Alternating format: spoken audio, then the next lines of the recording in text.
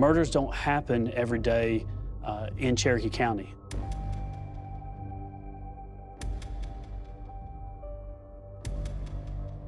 The type of murder that happened in this case doesn't happen a lot.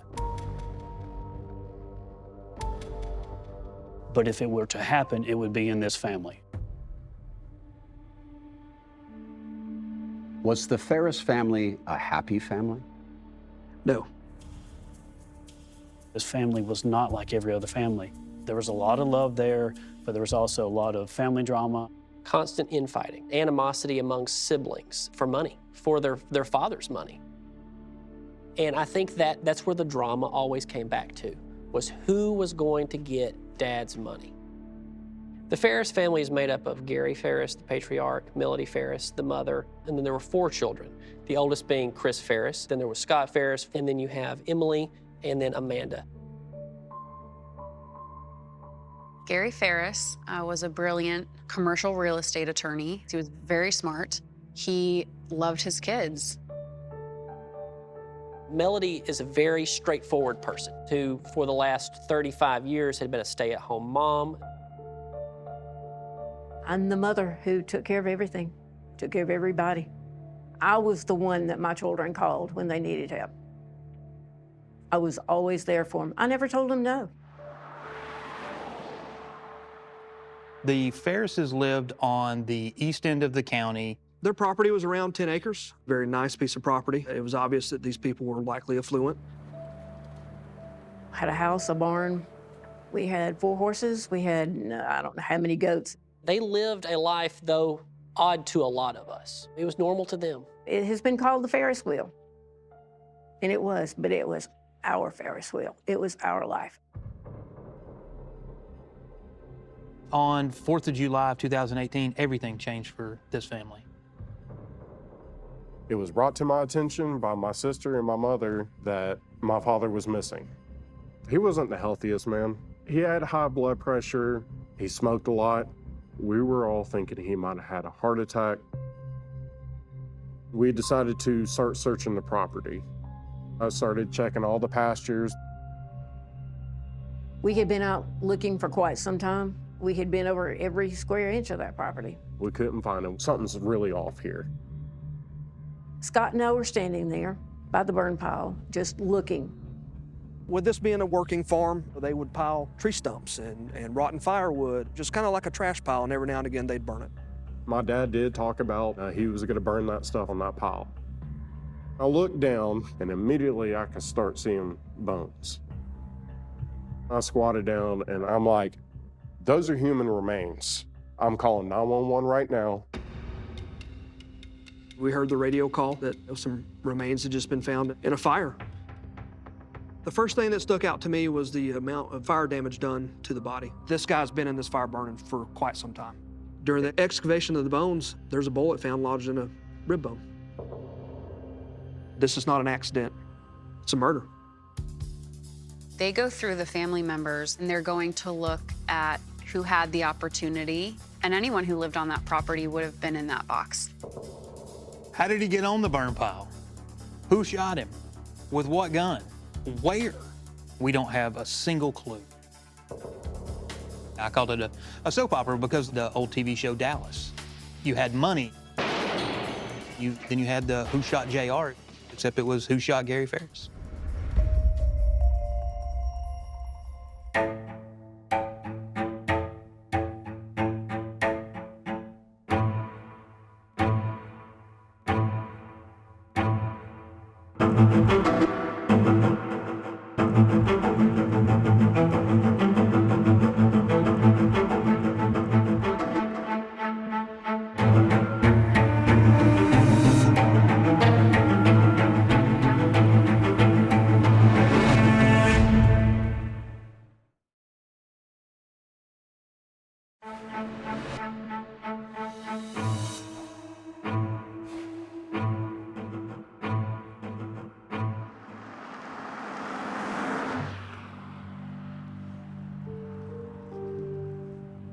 Detective, where are we right now? We're here at the Farris farm. On July 5th, 2018, Detective Daniel Hayes of the Cherokee County Sheriff's Office, north of Atlanta, responded to a most unusual call. A human body in a burn pile. Had you ever received a call like that in your career? I had never personally responded to a call like that, no. The body was later identified as 58-year-old Gary Farris, the larger-than-life 300-pound patriarch of the Farris estate, now reduced to skeletal remains. Detective Hayes learned Gary Farris was a wealthy commercial real estate attorney, married to Melody Farris. They raised 4 children: Chris, Scott, Emily, and Amanda. They're all in their late 20s, early 30s at this point, if not a little bit older. Hayes also learned Gary and Melody were married for 38 years and lived in this house on their beautifully manicured 10-acre farm. Son Scott, who had served in the Army, managed the day-to-day operations at the farm and lived in an apartment above the barn. Scott's main function at this point in his life is to be the farmhand. It was a seemingly idyllic life until Gary Farris's remains were discovered on that burn pile. I never thought such tragic thing would happen there. My world was spinning. I wanted to find out what happened. Melody told Hayes the last time she saw Gary alive was during the evening on Tuesday, July 3rd, 2018. He came in and wanted to know if I was going to prepare dinner. And I said, Gary, there's enough food in that refrigerator there to feed Cox's army. I said, if you don't want it, then go get something to eat. And that's it. That was the last time. That was the last words that were spoken to him. Melody told Detective Hayes her husband then went down to his bedroom in the basement. Gary had sleep apnea and slept alone with his CPAP machine. Scott said he had also last seen his father on July 3rd at lunch. Scott spent the rest of the day out with his friends. He returned home that night around 11:30 and says he immediately noticed a glow in the distance. When I pulled in the driveway, you could look off in the direction where the burn pile was, and you could see it was burning.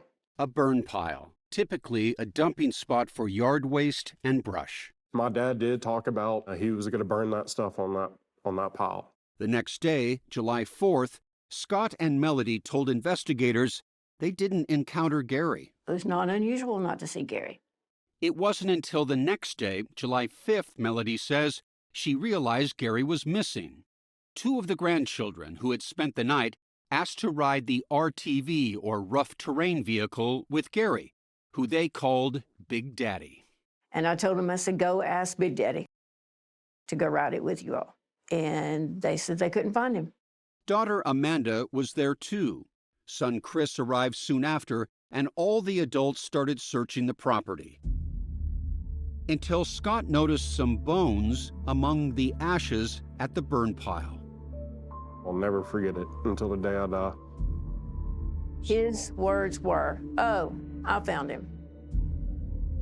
What do you mean you found him?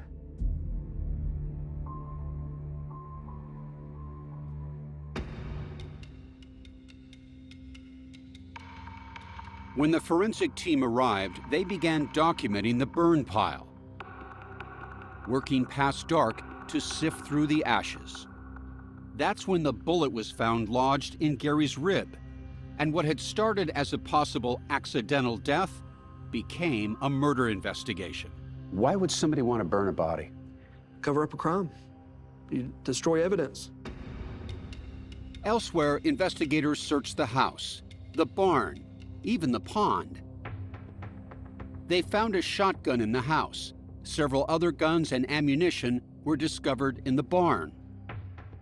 Both Melody and Scott allowed investigators to test their hands for accelerants. The tests came back negative. Scott also told the detectives something intriguing. He had recently seen a pistol in the basement that was now missing. It was just very odd. And another thing Scott found odd was that his mom had his dad's wallet. And I said, where'd you find that? And she said, well, it's in the console of his car. And I found that very, very odd because my dad never left his wallet in his car. As Hayes' investigation continued, he was learning all about the Farris family's dysfunctional dynamic, which came to be known as the Farris Wheel. In a tape-recorded conversation with Melody, she told him there had been tension between Gary and Scott. He and Scott would get into it pretty heavily. I mean, they'd come to blows just over things because Gary was so anal about everything. I mean, Scott's hot. I mean, he is. He's hot-tempered. But when detectives asked Scott what he thought happened, he pointed the finger of suspicion at his mother. I've always had this gut feeling if something ever happened to my dad, that somebody needed to check her out.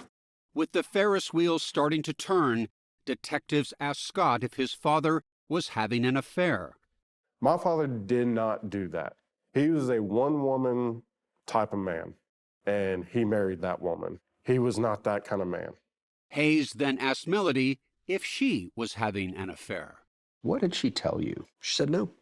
Police focused in on what appeared to be drops of blood on the kitchen floor, the stairs leading to the basement, and on the basement floor itself. When spots in the basement were tested, they were confirmed to be Gary's blood. Police also found a .38 caliber bullet on the basement floor, the same type found lodged in Gary's rib bone from the burn pile.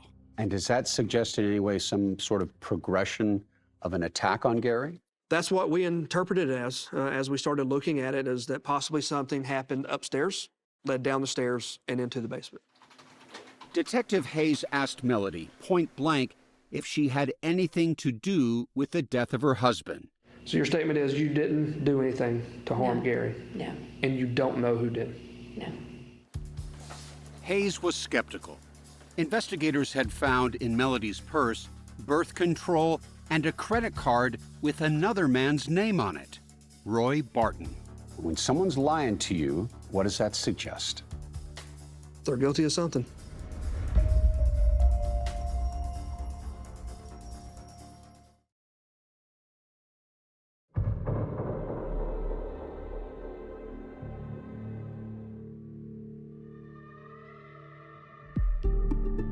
When that credit card was found in Melody's purse, investigators did not recognize the name on it. It's Roy Barton. Later find out it's Rusty Barton. Rusty Barton was a farm equipment salesman who spent time on the road in central Tennessee. In 2014, Melody was helping take care of Rusty's ill stepmother, who happened to be her cousin. That's when Rusty and Melody became intimate. We learned that Rusty is Melody's lover, that she's having an affair with and has had an affair with for quite some time. Did you fall in love with Rusty? I loved him. Still love him. Was I in love with him? No. Investigators wanted to know more about the couple. How serious is this relationship between Melody and Rusty? Depends on who you asked. The evidence showed that it appeared to be pretty serious. They were researching wedding bands. You know, if you were planning on getting married, it sounds like a motive for murder. You don't marry the person you're having an affair with. Scott says Melody and Rusty's love affair was the world's worst kept secret. She thought she was smart enough to hide it from everybody, but we all found out, we all knew. Including Gary. And when daughter Emily got married in 2016, Melody scandalized the wedding by inviting her lover for all to see. Your husband is there at the same venue, and you're dancing and drinking and having a good time with this other man. It was upsetting to Gary, it was upsetting to all the family. That wasn't a nice move on your part, was it? No. In hindsight, no. It seemed the Farris wheel was spinning faster, with household drama becoming more frequent. This whole Farris wheel term, none of us really like it, but if you want to know who the motor was of turning that Farris wheel, was Melody Farris. She always stirred up drama, always. It's a real-life soap opera, that's it. A soap opera, Hayes believed, that revolved around what Gary had and others coveted: money. A lot of bickering, a lot of fights over money, a lot of jealousy. Gary had always been generous toward his children, even as adults. Investigators learned he helped Emily buy a house and financially assisted son Chris with his business and children. It made Melody turn against her children because the children were spending money. But Melody claims she was only upset because the children were taking advantage of their father's wealth. Chris, our oldest one, had been stealing money like you cannot believe. Chris says he and his father did not argue over money. Detective Hayes looked into the agreement Gary had struck with Scott. He worked on the farm and Gary gave him spending money. He had gotten where he just would not do anything. He was all the time playing golf, going to the lake, going out with his friends. And who was paying for all of this? He was taking, credit cards from Gary. But Scott says that's not true at all, and that the arrangement he had with his father worked well for both of them. I was there to help him with the farm. There was no mooching. Scott says it was actually Melody who'd run into a financial roadblock with Gary, largely because of her lavish spending on her affair with Rusty. She would leave for weeks at a time, and then thousands of dollars would be spent out of the account. We found text messages where he confronted her and said, your spending is done. We got to get a handle on this. So what you're saying is that it was Melody who was facing the potential of having her money lifeline cut off? Pretty much, yes. Was he angry at your spending? No. I had a debit card. It had his name on it. I was free to use it however I wanted to. While Melody and Rusty lived in different states, cell phone records show they lived their lives in constant communication. She's on the phone with him every hour of every day. Including the early morning hours of July 4th, 2018, a day and a half before Gary was found. When questioned by investigators, Rusty told them that Melody had said something alarming. So probably the last minute of the last conversation, she said, Gary is in the burn pile. No, she said, he is in the burn pile. And I said, what?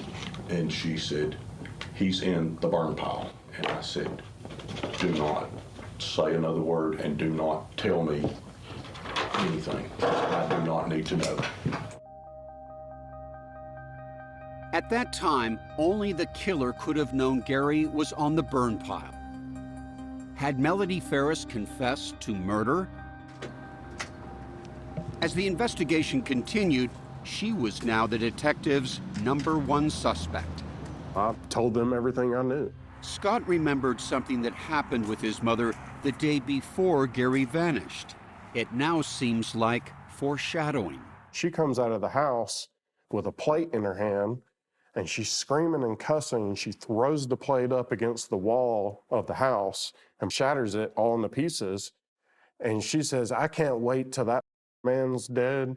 I can't wait till I don't have to live with him anymore. Gary Farris himself took out his phone and recorded this video. This is what happens when you leave a plate. Of the plate shards scattered on the ground. 3 days later, he was dead.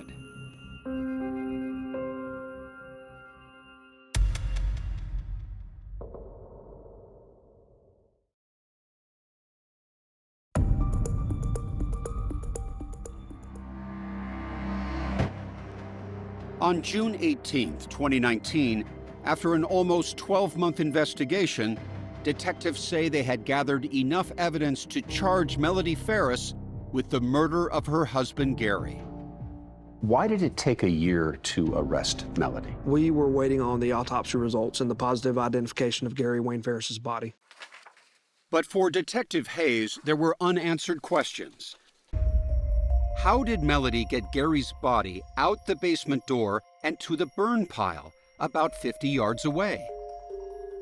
She weighs, what, 130 pounds? Around that, I believe. And Gary is 6'4", 6'5", 300 pounds. How in the world could that woman have moved that body? With the tractor, with the RTV. 2 pieces of machinery that were found on the farm. She admitted that she drives the RTV all the time, has operated the tractor.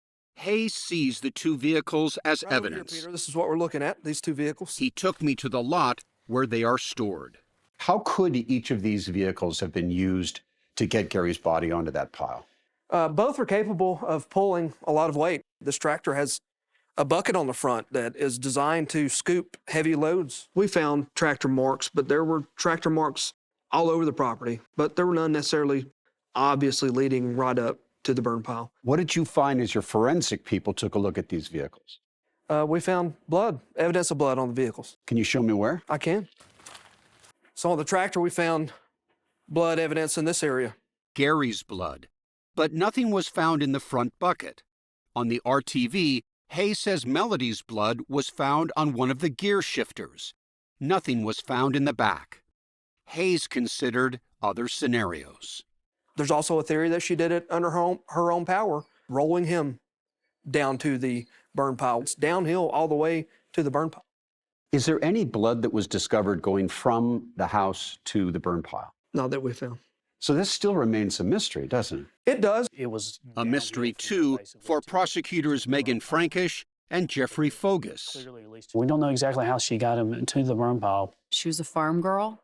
She was resourceful. We know she killed him. How she did it doesn't really matter because we know she did, because he was there. The case took more than 5 years to bring to trial. During that time, a deep divide formed in the Farris family. 3 of the children, Chris, Scott, and Emily, were all convinced their mother murdered their father. Gary and Melody's youngest child, Amanda, believed in Melody's innocence. What did it mean for you that your daughter Amanda stood by you during all this time and has believed in your innocence? She's a good girl. Ladies and gentlemen of the jury, When the trial finally began in October 2024, prosecutors Megan Frankish and Jeffrey Fogus spoke to jurors with absolute certainty. the answer to the question, who did it, sits right there. Melody Walker Farris. The motive? Money, sex, new life. According to prosecutors, Melody wanted Gary dead so she could cash in on his multi-million-dollar assets and live happily ever after with her lover of the past 4 years, Rusty Barton. Why shouldn't people believe you had the greatest motive to murder Gary? I knew nothing about our financial situation. Absolutely nothing.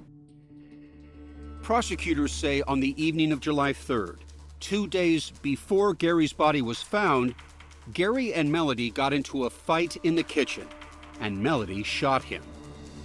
He goes downstairs, trying to get away. She shoots him again. There's a blood trail from the kitchen, and then went down the steps. Those blood trails never lead out of the house, upstairs or downstairs. In their opening statement, defense attorneys Michael Ray and John Luke Weaver attacked the prosecution's claims and told jurors there's a harmless explanation for those blood drops. Gary had been bitten by one of Melody's dogs on the ankle and was bleeding as he walked down the stairs. We're talking tiny little droplets of blood. That would not be consistent with a shooting. You would expect far more blood. And daughter Amanda would testify she saw that wound on her dad's leg. The defense also argued Melody is innocent. Questions without answer. And raised those questions about how Gary's body got to the burn pile. Melody Farris, at her size, it is impossible that she moved that body from the location where the state says his body was to a burn pile. It is absolutely impossible. The defense also raised questions about the murder weapon. Where is the gun? No idea. They offered up an alternative suspect, Melody's own son. And his motive would be? Financial. He wanted the property. One big thing you're going to hear, and you're going to hear it a lot, is Scott Farris. The defense argues that Scott, from the very beginning, tried to draw attention of investigators away from him.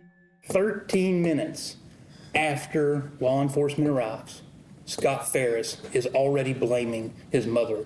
From the very beginning, Scott is saying, Melody, Melody, Melody, leading law enforcement down this trail. Raise your right hand. You solemnly swear from When the prosecution put Scott Farris on the stand, they asked him directly. Did you murder your father? I absolutely did not murder my father. I love my father. He was the backbone.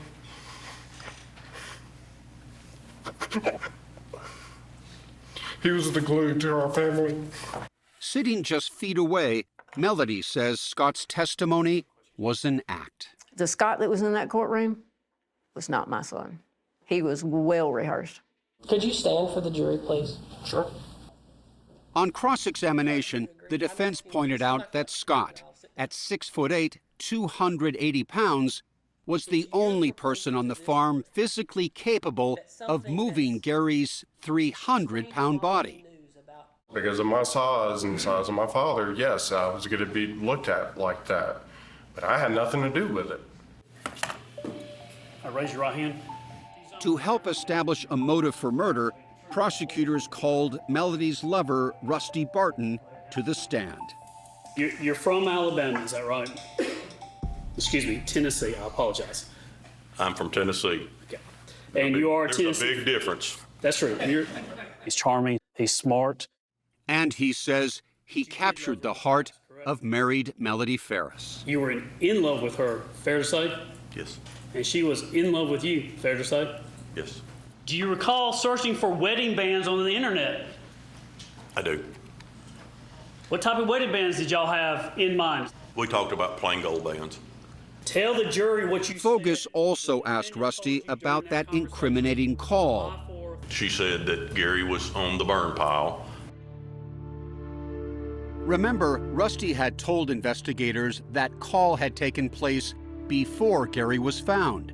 But a year later, after Melody was arrested, Rusty changed his story, saying the call happened after the body was discovered. He said he had the dates wrong. What I told you was correct, but when it happened was not correct. But prosecutor Fogus didn't buy it and claims Rusty was trying to help Melody. Do you believe him? No. He was still in a relationship with her. He didn't know how this was going to turn out. At the time of the murder, Rusty was hours away in Tennessee. He was never charged with anything relating to the death of Gary Farris.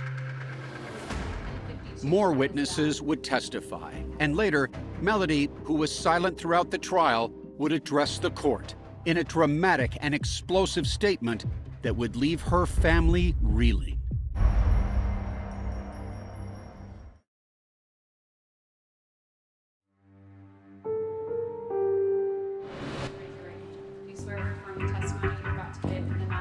Day after day, Melody Farris faced witnesses determined to see her pay for the alleged murder of her husband. How is it that you know the defendant in this case? She's my mother. None seemed more dogged than her own children, like Chris. I just had my suspicions that she had something to do with this. Her daughter, Emily. She became more hostile. She was more aggressive with us. She was demanding money. You see your mom sitting in court? Yes, sir. And Scott. I mean, she always, talked bad about my dad. It's like she always tried to brainwash us, like he was, such a horrible person. Can you describe what it was like to watch each of your children take the stand? The most heart-wrenching, gut-wrenching thing I had ever sat through in my entire life. Because? I knew they were lying. I have to tell you, you seemed so stoic during all of it. It was at the time that I'd walk out of that courtroom at nighttime, I was ready to scream at the top of my lungs. Melody says 3 of her children are trying to pin their father's murder on her for one simple reason. Money. Absolutely money. One of the final witnesses called by prosecutors was Lindsay Harris, who leads the intelligence division in the Cherokee County Sheriff's Office. I was asked in 2018, July of 2018, to analyze some phone records. Harris says she was able to track the precise movements of Gary Farris's cell phone on the family farm because Gary had an Android phone with its Google location services turned on. So this helps us know when the device is traveling even within a certain area. Harris discovered that on the morning of July 4th, when investigators believe Gary's body was already on the burn pile, his cell phone moved from the house to the burn pile and back to the house. 100% the device moves from 7:58 to 9:05. Someone must be moving it. Prosecutors say that someone could only have been Melody Farris. We knew that the only person home was Melody. Lindsay Harris says that during that time, Scott's phone was miles away from the farm. Scott leaves the residence around 6:30 a.m. on July 4th. He does not return to the home until 8 p.m.-ish, 8:30 p.m. on July 4th. The defense tries to challenge this seemingly powerful evidence by questioning the accuracy of Harris's findings. You can clearly see that sometimes the circle's very large, sometimes it's small, and sometimes it says you're absolutely nowhere close to where you are. The defense called 7 witnesses. One of them was Gary and Melody's youngest daughter, Amanda. She has told me that she's not guilty, and all I can do is believe that until somebody can prove she is guilty. So I would like to believe that my mother had nothing to do with this. There's just so much pain. There's no good outcome. He's never coming back. He'll never be there again.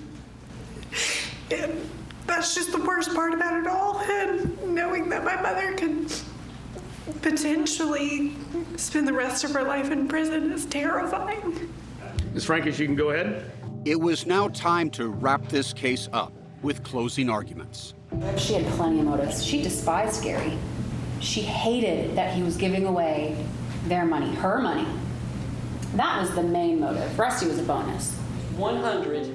In their closing, the defense did some heavy lifting to demonstrate how difficult it would be for someone Melody's size to somehow get her 300-pound husband onto that burn pile. This is 320 pounds. I am 185 pounds.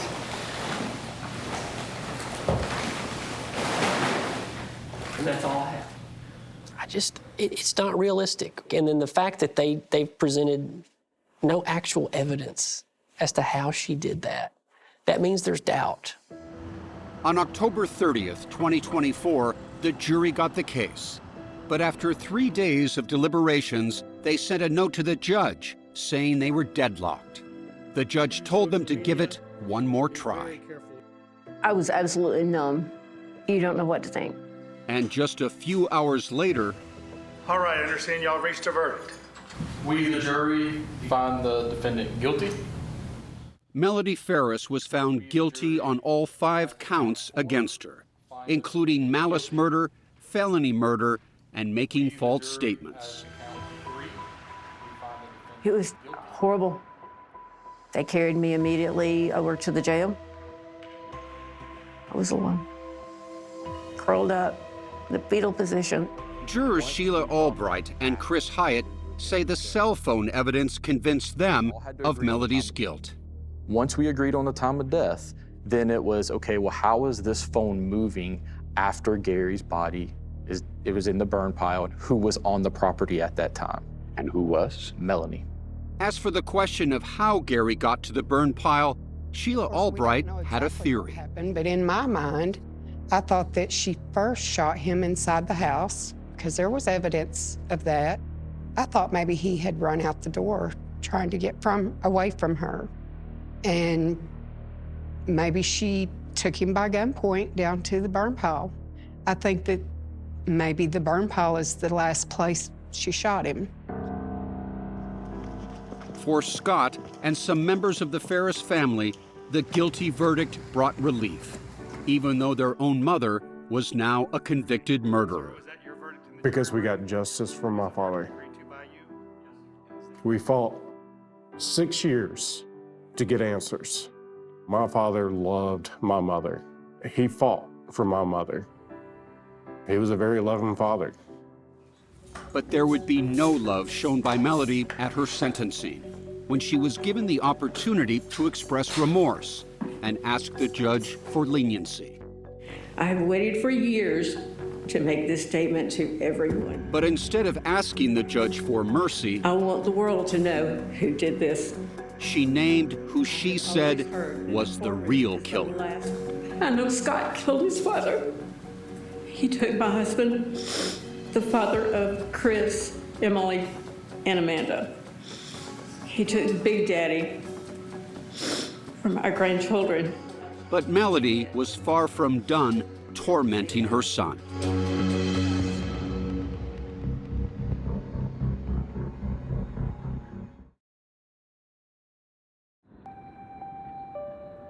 Scott, this is unforgivable. Scott, I have spent an entire life of loving and protecting you, but this I refuse to cover for you. When Melody Farris used her sentencing hearing to accuse her son Scott of being Gary's true murderer, some of those in the courtroom were floored. I'm back at the prosecution table, and we're all kind of like, I cannot believe this is happening. So I was not prepared for that. It was shocking that that is the opportunity she believed was hers to take. Scott, sitting behind his mother with his family, simply stared in disbelief. Oh, I was infuriated. As she did her last final jabs, that shows you what she was like.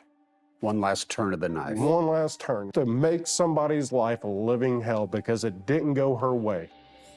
Judge David Cannon had little patience. All right, Miss Farris, I'm going to cut you off. But Melody persisted. And I plead with you to roll this verdict out. Help me get justice for the correct person. As bad as it sounds, I want to be there to watch him chained and shackled and brought to justice. Instead, it was Melody who would be led away in chains. And the penalty for murder is life. The 64-year-old was sentenced to life in prison with the possibility of parole after 30 years. She also received an additional 5 years for concealing Gary's death by burning his remains and making a false statement to police. Melody didn't take the stand in her trial. Instead, she chose to tell her story exclusively to 48 Hours. I just watched one of the most extraordinary moments inside a courtroom that I have ever seen in my career. What do you want people to know about you and this case? I want everyone, but especially my children, my grandchildren, and at this point, the world. I didn't do this. I know who did. And it's our son, Scott. Without a shadow of a doubt, I know he did it. I absolutely had nothing to do with my father's death. And it was 100% Melody Farris who murdered my father. That is the truth. Why do you think she accused you of killing your father? Because I was an easy target. I lived on the property. I'm former military. Melody claims she hadn't spoken up until now out of maternal loyalty. She says her own mother, now deceased, suspected Scott all along and asked Melody to take the blame. But now her time as Scott's shield was over. Melody says she believes Scott set her up from the beginning. And she says she knows why. Scott wanted that property to be his. He had made that known to countless people. It's the perfect murder. You kill your daddy, you set your mother up, she goes to prison, you get everything. You understand, though, that to people listening to this, they're thinking, here is a mother willing to sacrifice her son to save her own skin. What would you say to that? This is a mother's worst nightmare. Melody stands by her claim that Gary was getting ready to cut Scott off financially. Gary had made it very well known that Scott needed to get a job. Things were fixing to change on that property. But Scott says Gary never issued an ultimatum that he get a job and never accused him of not pulling his weight. My dad actually made comments to me saying, hey, leave some work for me, you know, because he wasn't there during the week. He's like, well, don't cut the pasture yet. Let me do it. Melody says she told Detective Hayes she'd seen Scott acting suspiciously the day before Gary's body was found. I said, I saw Scott come from that burn pile. Did she tell you that? No. And why would she lie now? You have to look at the timing of the statement. She has nothing to lose. She's going to make all kinds of off-the-wall claims at this point that are just not provable. Despite a sentence that will likely mean spending the rest of her life in prison, Melody remains determined to prove her innocence. One day you believe you will walk a free woman again. I certainly hope so. I do.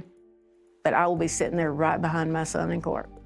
And for those who believe, you got exactly what you deserved. You say? I didn't do it. I did not do it. She knows she did it. She needs to stop with the lies. Just come clean. Stop trying to ruin all of our lives because it didn't work out for you.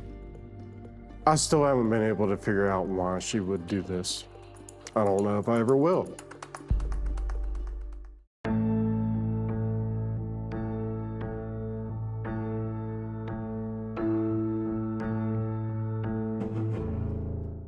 I buried my 18-year-old child who was murdered by this animal. A killer across the street. Isn't it likely he's gonna get out? Can a family keep him behind bars? My dad's last words to me were, you fight to keep Steve in prison. 48 Hours is all new. CBS next Saturday, 10/9 Central, and streaming on Paramount+.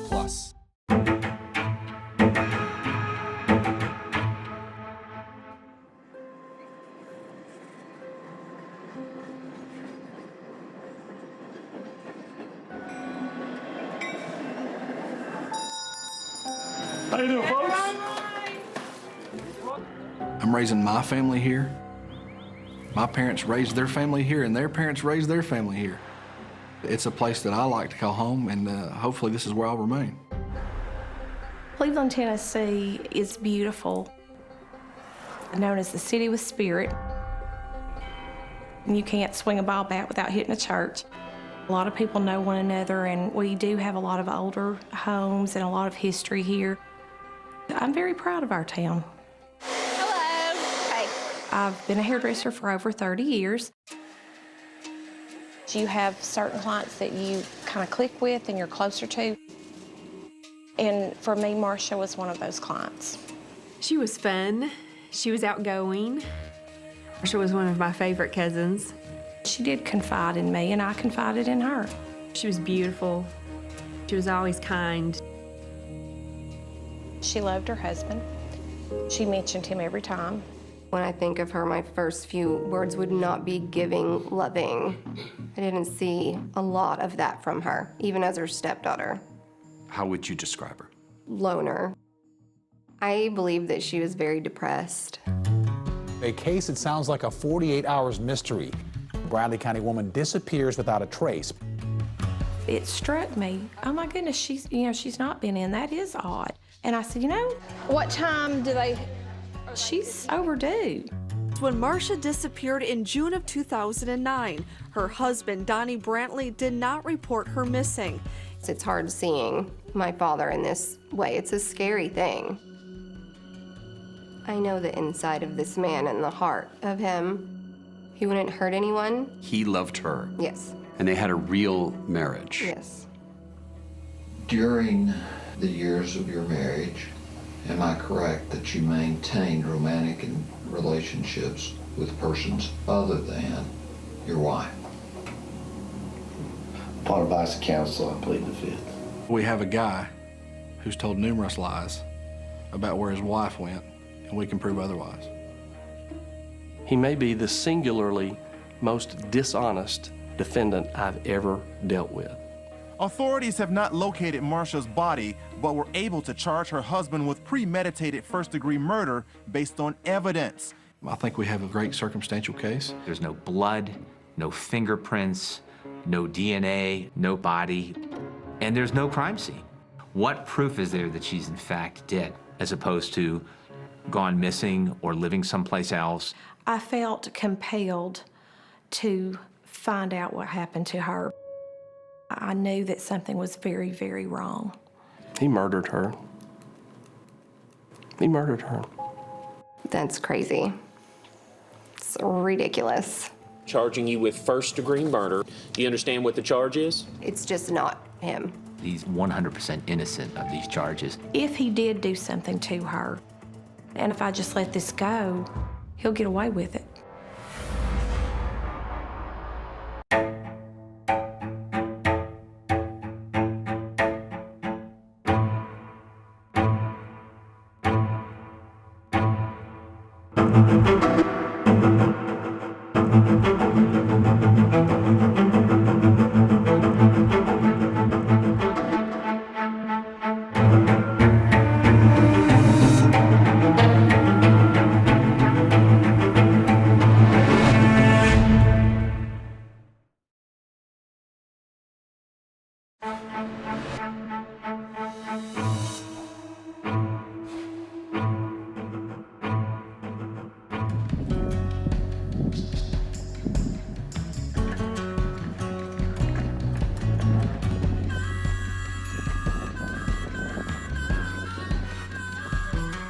You're ready to go.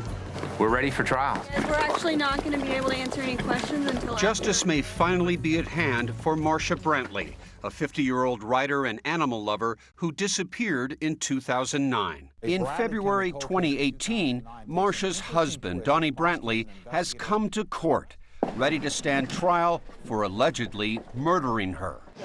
This is a very important day for Donnie Brantley. It's very important.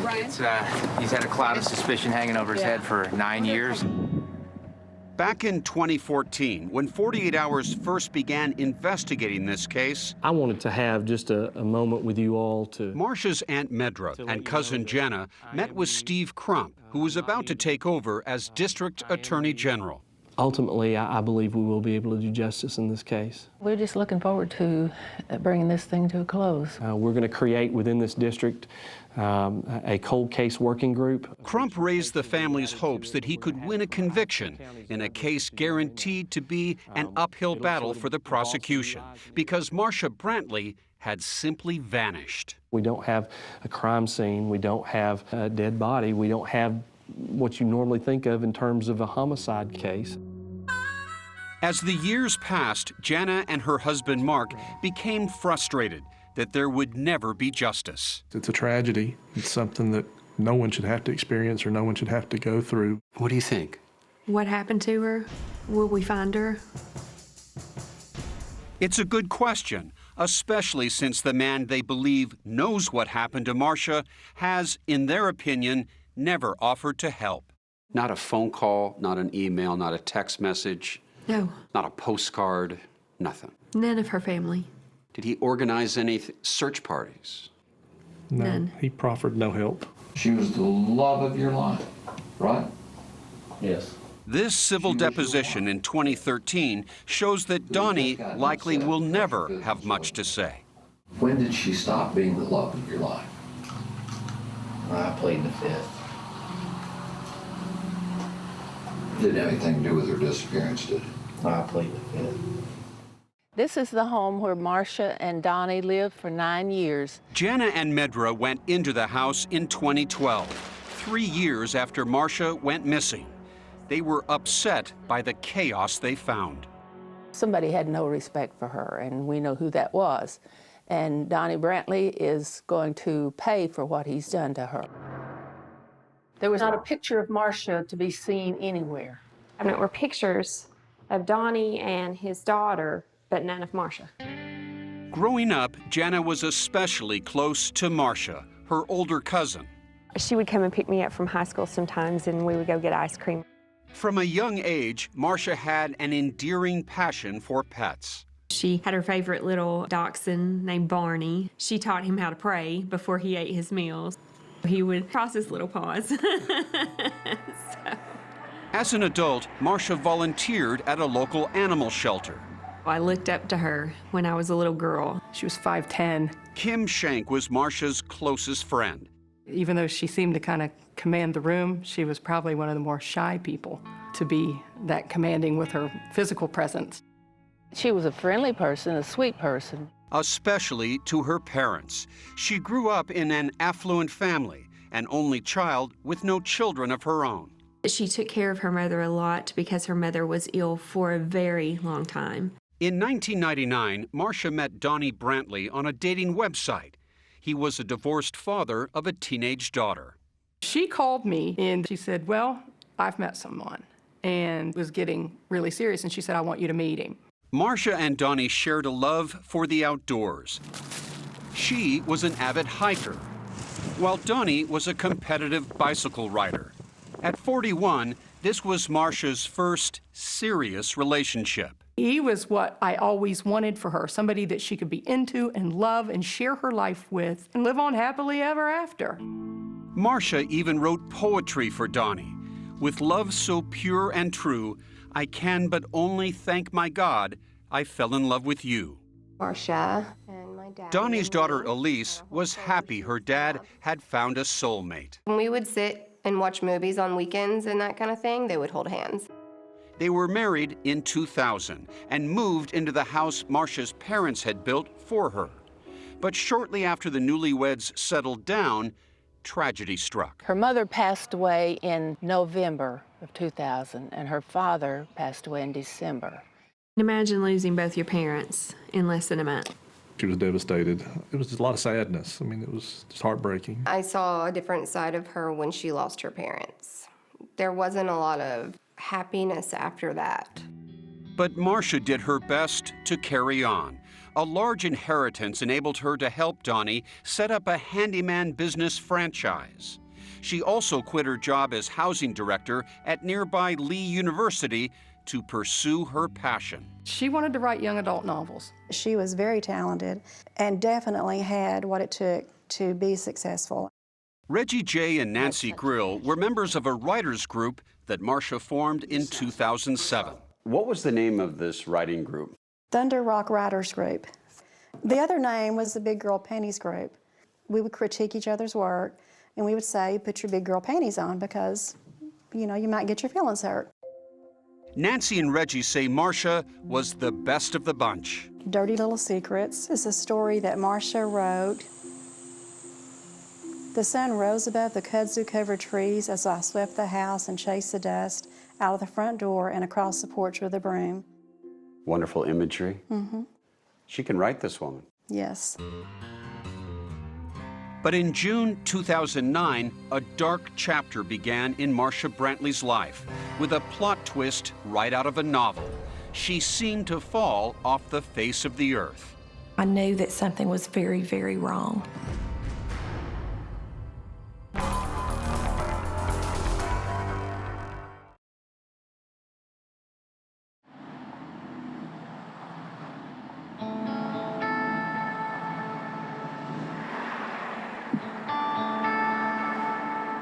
In her 30 years as a hairdresser in Cleveland, Tennessee, Kelly DeLude says cuts, perms, and parts Will you do that the way you do the... are only part of the job. As a hairstylist, are you also a therapist? We're in their personal space, so people certainly share with us probably a lot more than they would the clerk at the grocery store, you know. But of the hundreds of clients Kelly has cut and consoled over the years, there has been only one whose face haunts her dreams. When I would go to sleep at night, I would think of Marsha, and when I would wake up in the morning, I would think of Marsha. Marsha Brantley first came in for a cut in the year 2000, and the two came together like scissors and hair. What was it about Marsha that made the two of you click? We just got along. We would just talk the whole time. We would just sort of catch up with one another. She really spoke mostly about her home life with Donnie and her dogs. Her dogs were like her children.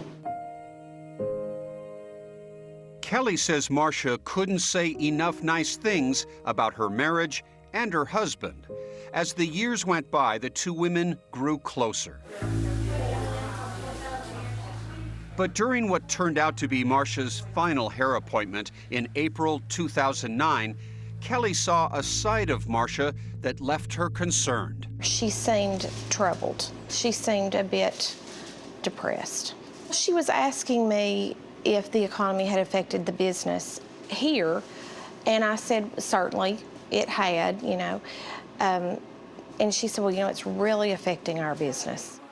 Marsha told her Donnie's handyman business was failing and money was tight.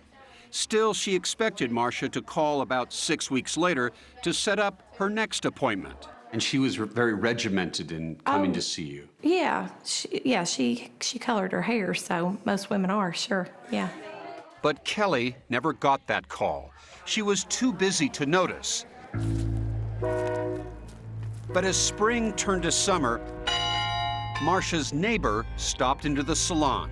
She said, Kelly, when was the last time you did Marsha's hair? And I said, let me look. And I looked at my file and I said, April, that is unusual. Is she okay? And she said, she has not been walking her dogs. They are barking their heads off, and her flowers were dead in the yard. And when she mentioned that, it struck me, oh my goodness, she's not been in. That is odd. Odd enough, says Kelly, that she was moved to pick up the phone. I called Marsha. The call went to voicemail. She left a message but didn't hear back. For days, she called again and again. No Marsha. One night, I decided, well, I'm going to call Donnie and ask him if he knows where Marsha is. I actually called Donnie's business, and the phone was disconnected. So that really concerned me. Marsha's neighbor was concerned too, so much so that she decided to confront Donnie in person at his house. She literally went up, knocked on the door, and when he answered, she said, Donnie, where's Marsha? And he told her the most ridiculous story. She's leaving me. She went out west. Had she ever talked about trouble in the marriage? No, never. For Kelly, it seemed inconceivable that Marsha would suddenly leave the house her parents had built for her, leave behind her beloved dogs, and most of all, leave the husband she adored. What are you thinking? I'm thinking at that point he has done something to her. I knew that something was very, very wrong. I had no peace about it. And so finally I thought, I'm going to call around. And in my mind, I thought, you know, I'm crossing a little line here into meddling. You've become a detective at this point. You're gathering information, you're calling various people, right? Well, I was, but, you know, I wasn't trying to be a detective. I was trying to be a concerned friend. Kelly found a member of Marsha's writing club and got more disturbing news. But she told me that Marsha was no longer coming. One of the strangest things about this case is that for months, nobody reported Marsha Brantley missing. Her relatives, they live on the other side of the state. Her best friend, Kim Shank, she's in Ohio. And the members of her writers group, well, they just didn't hang out socially. In the end, it would be her hairdresser who tipped authorities to a potential murder. I came into work the next day and I called the Cleveland Police Department and I said, I need to report a missing person. And he said, excuse me, are you her mom, her sister? And I said, no, actually I'm her hairdresser. He said, well, ma'am, if he says she's gone and that she left him, she left him. Undeterred, Kelly turned to the best social network she knew, her customers. And you can cut and talk at the same time, right? Yeah. You're good at that. For 30 years. Okay. Kelly chose a person who was long on brains under all that short hair. Local attorney Jerry Hoffer. He couldn't get away, so when I was cutting his hair, I said, you know, Jerry, I'm going to tell you a story. And when I get finished, I want you to tell me what you think. I'm listening to the stories, and I'm just sitting there thinking, man, this guy's, he might have killed his wife.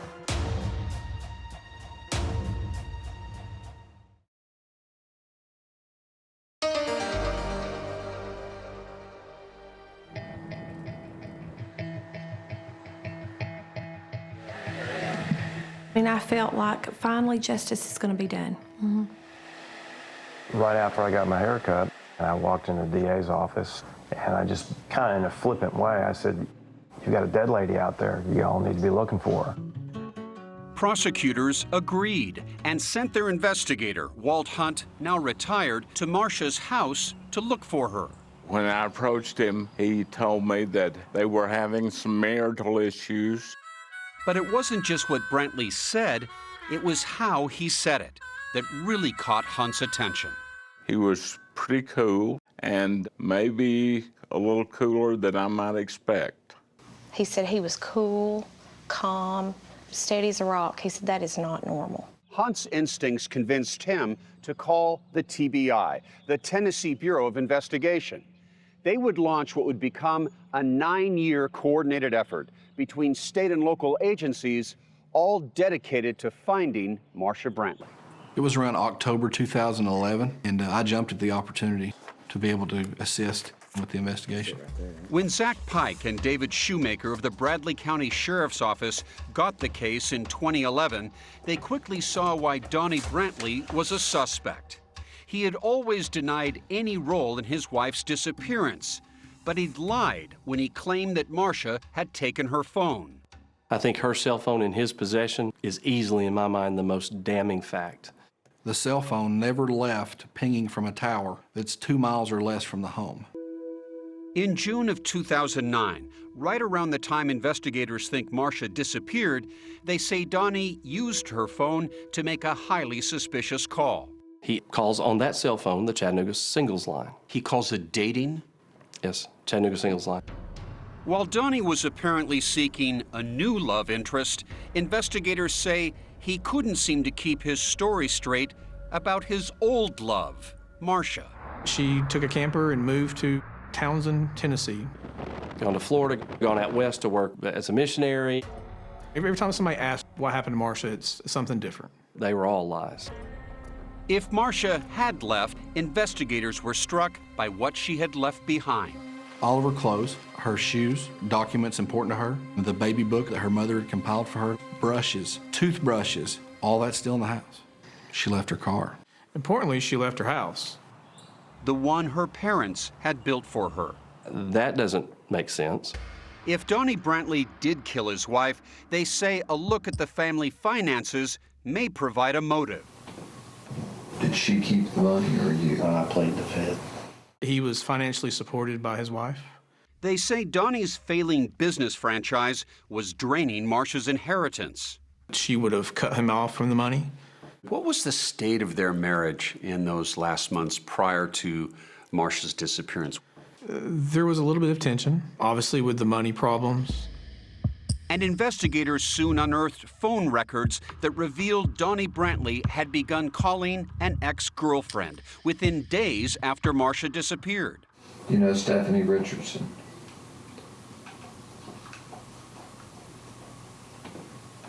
Yes. Okay. And who is Stephanie Richardson? I played the fifth. Lee Davis is Donnie Brantley's attorney. There was no affair with Donnie while Donnie was married to Marsha. There was an intimate relationship that started after Marsha left. And there was other suspicious behavior. Authorities discovered that just hours after investigator Hunt had interviewed him, Donnie went to a pawn shop and sold a number of Marsha's possessions, including 14-karat gold cross, a Figaro necklace, a Figaro bracelet, a herringbone necklace, and a Toshiba laptop. And there was something else Marsha left behind that friends and family say she valued more than all the material possessions in the world. Marsha loved her dogs. They were her kids. Would she have ever left that house without her dogs? No. No. Never. In March of 2010, authorities asked Donnie Brantley to take a polygraph test. Surprisingly, he accepts. How does he do? Fails it. Fails it. Flying colors. Then, during that 2013 videotaped deposition, I played the fifth. Donnie refused to answer I played the fifth. or said he couldn't recall I don't recall. more than 100 times. I don't recall. Are there other items of hers which you sold when she disappeared?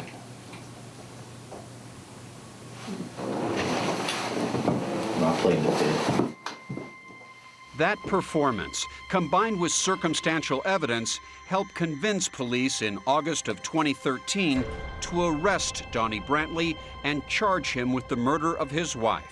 Donnie Brantley is now an inmate at the Bradley County Jail being held on a $500,000 bond for the first-degree murder of his wife, Marsha. But after 7 months behind bars, Donnie is freed when then-prosecutor Steve Bebb decides he doesn't have enough evidence yet and drops the charges. The family had told law enforcement they didn't feel good about going forward with it at this time, and they wanted to try to get more evidence. We didn't think that it was time yet. Because you get one shot at this. Right. I was interested in from the very beginning. Months later, newly elected prosecutor Steve Crump focuses his legal sights on Donnie Brantley. But it would take another 2 years to arrest and recharge him. 4 cars pulled up and told him to get on the ground. So it was pretty traumatizing. Finally, in February of 2018, nearly 9 years after Marsha Brantley disappeared, her husband's murder trial is scheduled to begin. You're convinced you've got the right man. No doubt. The things that he did, things he said, all point toward a guilty man. For more of Donnie Brantley's video deposition, go to Facebook at 48 Hours.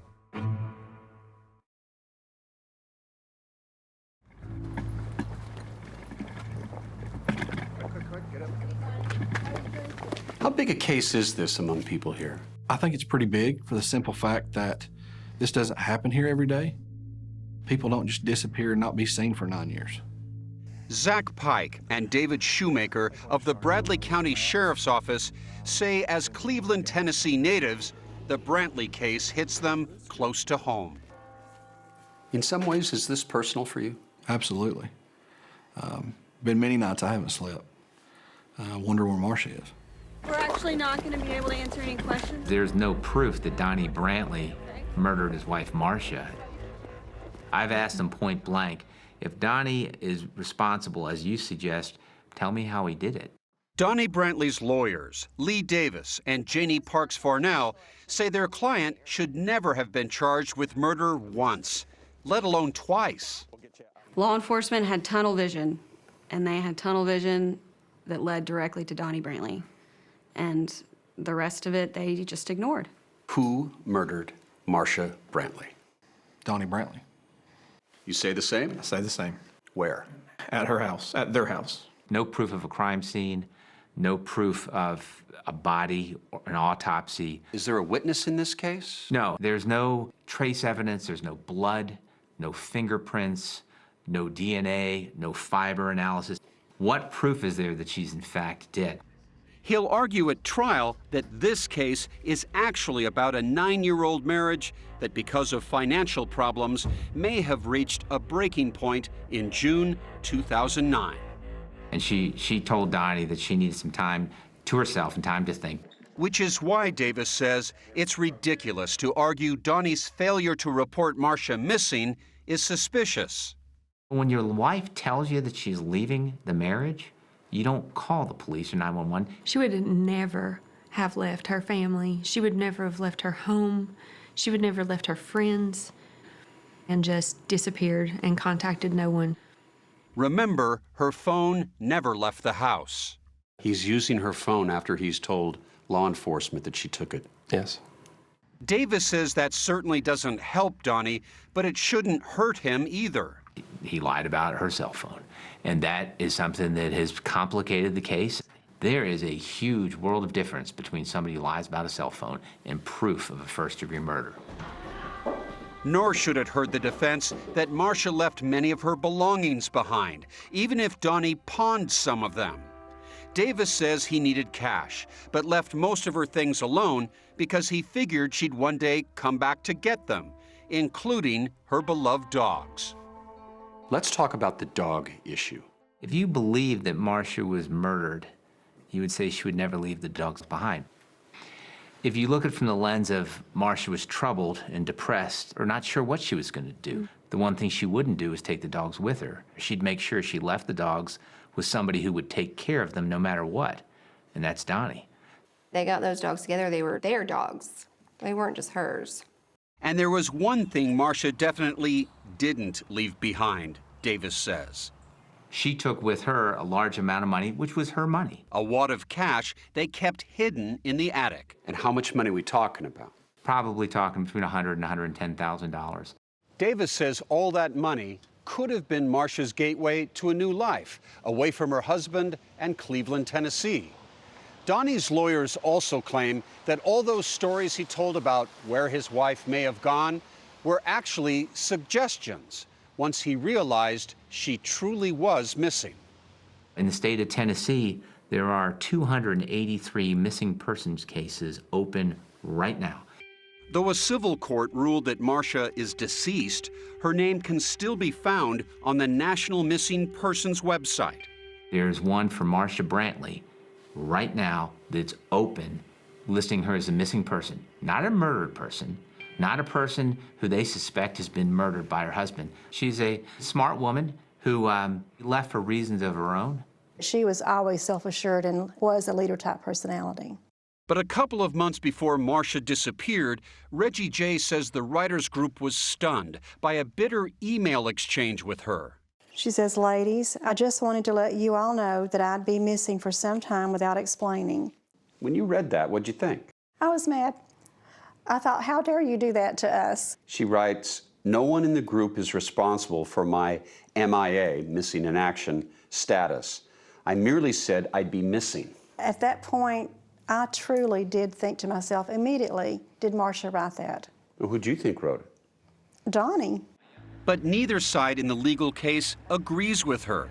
The defense says Marsha wrote the email because she was about to leave town. She was separating herself from those relationships that was closest to her. The prosecution says she only sent it because she planned to quit her writing group. And the email itself proves she wasn't actually going anywhere. Later in that email, she says, "But you all will see me around. Cleveland is a small town. We'll certainly run into one another." Reggie and Nancy were bewildered and concerned. They remembered around the time of the emails, Marsha, who had suddenly lost a lot of weight, said something that now seemed ominous. And she just made the comment, "I've been so depressed that I could hardly get off the couch." And I remember doing sort of a double take, looking and like, "Marsha, are you okay?" I think that there was a whole lot going on with Marsha that she didn't tell anyone, even the people in her writing group. If Marsha Brantley had a secret, 48 Hours contacted one of the only people she might have told. Robin Torero is a former pharmacist who worked with doctors to treat patients. She specialized in hormone replacement therapy. She first came in 2004, in the June of 2004. Torero says Marsha was going through menopause and was having a tough time, including night sweats and mood swings. It can be very, very severe. And in the worst cases, what can it lead to? Well, I mean, there have been cases known where women did commit suicide during this time. Torero worked with Marsha's doctor who prescribed medications for her, right up to the time she disappeared. What concerned me more with Marsha was not what she shared, but what she didn't share. That there was a lot more underneath there than she was willing to share with me. Torero's chart notes show Marsha repeatedly reported feeling depressed, including this passage 1 month before she disappeared. On May 1st, 2009, patient has been off of hormones since April the 12th. Was having severe depression. So Marsha said to you she was experiencing severe depression? Yes, it was underlined, severe. And what are the last notes that you have written? On 5/18, she was having mood swings, sleepless. She was just like this, up and down. You have a woman describes herself as being severely depressed. Those things were disclosed in 2010 to law enforcement, and from all I can tell, they've never been investigated. There was no significant mental illness. I never thought that that was the real answer. State investigators have closed a Cleveland pharmacy. In 2015, the Tennessee Board of Pharmacy revoked Robin Torero's license for unprofessional conduct unrelated to Marsha's treatment. She was never charged with a crime. Oh, the Places You'll Go by Dr. Seuss. What do you think happened to Marsha Brantley? I wish I knew. I really have no idea. Did you ever just look him in the eye, daughter to father, and say, Dad, did you do this? Did you kill her? I did not. I knew he didn't. She's gone. She's dead. Well, he's disposed of her body very well. I know that. Now, after 9 long years, a jury will hear both sides of Marsha Brantley's mysterious disappearance. This has got to be done exactly right. We don't have any room for error.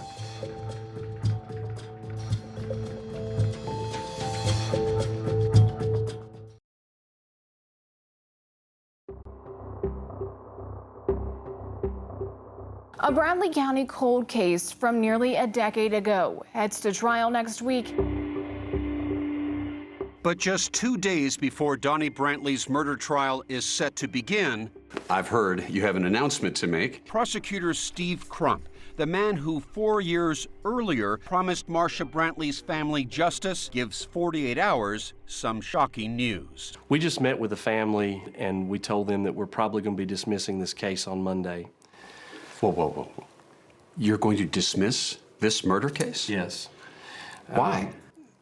This is an unusual case.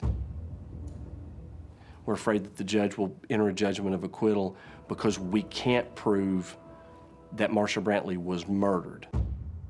You only get one shot. Crump fears the jury would never get a chance to decide on guilt or innocence, that the judge would rule there just isn't enough evidence to go on and throw the case out. To be charged with murder, dropped, charged with murder, and dropped again. I'm sorry, I just feel like there's some incompetence here. Sure. Well, and I can appreciate that, and my view of what Donnie Brantley did to Marsha Brantley hasn't changed. I don't believe we have the wrong guy. I don't believe we have the wrong set of facts. This is a legal decision, one that is made as a matter of trial strategy. Crump stands by what he's done. Maybe I should have done it earlier. Maybe I should have seen this sooner. Maybe you're right. Maybe it was incompetence. I'll never stop self-evaluating. But no matter what the outcome is, I better always do the right thing. Hey, Kelly. Hello. I have some rather startling news to tell you. There will not be a trial. Are you serious? That's terrible. That's terrible. February 5th, 2018, court convenes to make it official. Hey, Zach. Morning. It's kind of a sad day for you. Absolutely. That's him. That's Brantley. Donnie, can I just ask one thing? What's going through your mind after all you've gone through? This is such a day of victory for you.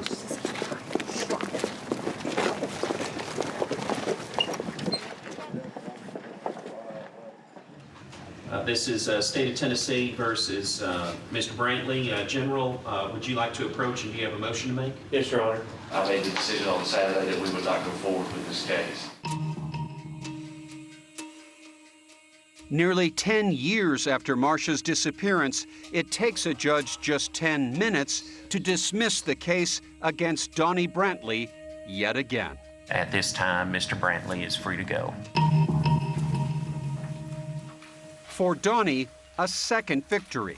Well, I'd like to thank the judge for dismissing the charges. I'd also like to thank my family for all their support during this extremely stressful period. I look forward to putting this difficult time behind me. For Marsha's family, a second devastating blow in court. I felt like life had been squeezed out of me. My family is crushed, but tomorrow's a new day.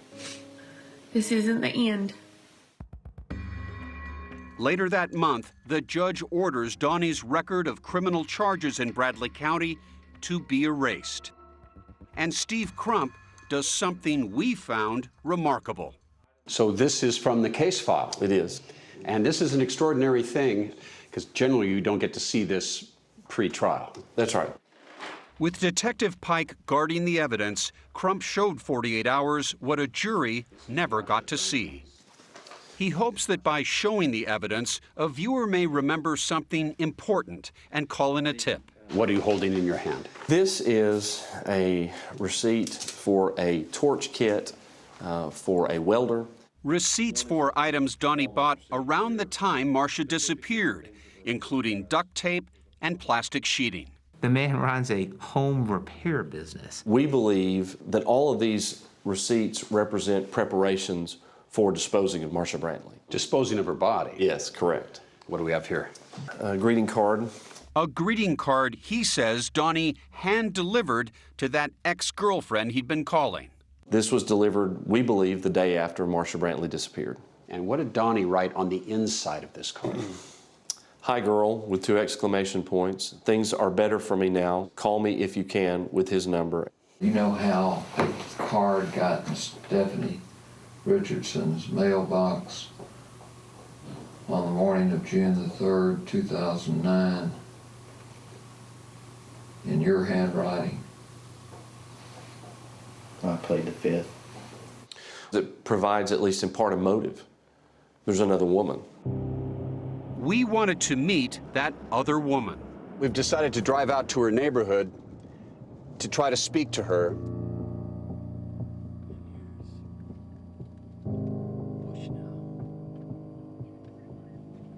I'm gonna go up to the door and knock and see if Stephanie is home.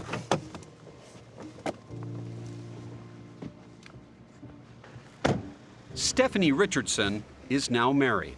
Hey, Stephanie. Hi, how are you? I'm Peter Van Sant with Nice to CBS meet News you. 48 Hours. It's really nice to meet you. She disagrees with the prosecutor's interpretation of the card. I'm sorry, they're stretching things. Stephanie says she did date Donnie, but not while Marsha was in his life. The prosecutor's claiming that there was an affair. That's not true. I would love to ask you just a few questions about that. Would you be? No. You have to understand, this is my life for 10 years. I don't want to deal with this anymore. Donnie Brantley has gone back home to Georgia, where he's spending time with a new love interest and his grandchildren, too. Getting to see that grandfather side of him is just a whole other very special side. What I want people to know is how loving, kind, thoughtful, and how hardworking he is. Despite the prosecution's repeated failure to prove Donnie Brantley committed a murder, or even that a murder was committed, they pledged to work harder to one day bring the Brantley case back to court. I've been very plain that we're not going to stop. And so whatever he feels, relief, or whatever he may feel, I wouldn't get accustomed to it. We hope it helps. Back in Cleveland, former writing group member Nancy Grill believes Marsha's story may have one last dramatic chapter. I'm probably the only person in the world that doesn't really truly believe that Marsha is dead. What? Do you believe that one day Marsha Brantley may reemerge? I think it's a possibility. But sadly, Marsha's family thinks Nancy's hope is pure fiction. Oh yeah, I think about her every day. Can we get her back? Can we lay her to rest beside her mother and father? Our family has a hole there that can't be replaced, and we will do everything we can to find her. And we won't give up.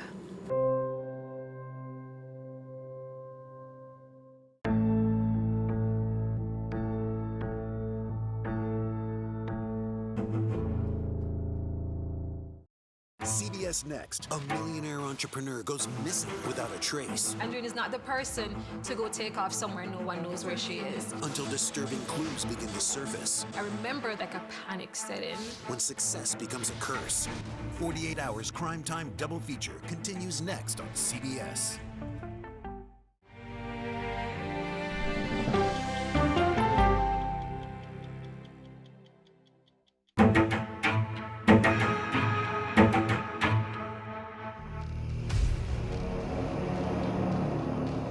My mom was calling the cops almost on a regular basis. Nothing was done, and she was terrified. He's calling her every vile name he can think of. Sitting outside of her house. Stalking her. She had found something in her Jeep, a tracking device. She had found cameras inside the house. You have no idea what I go through every single day with him. No idea. I remember her saying, I don't know what else to do. I don't know where else to turn. It's been getting worse, and it's been getting worse. I don't want him anywhere near me. You're describing a life lived in fear. Yeah. Every time she was out of my sight, I was so scared for her. I know this is going to be difficult for you. Take me back to October 8th. When did you realize something wasn't right? She left the house that day at 20 after 7. Ange was working at the kennels. I texted Ange a quick note. I didn't get a response. Then the sirens went off in town. Law 721. 21, go ahead. I'm approaching the kennel now. I do see one vehicle out front, one vehicle. And living in a small town, you're always kind of nosy and want to know what's going on. How far out is my assistant? I got on my phone. I don't like this. And I looked, and it said Mississippi Ridge Boarding Kennels. Shots fired. Hello? And I immediately was hysterical. Angie! Because Angela Prichard was my sister. Angie! What do we got, Chief? I don't know what we got here. They said possible shots fired. We actually got behind an ambulance on the way up there. Law Center 21, we are going to enter the building.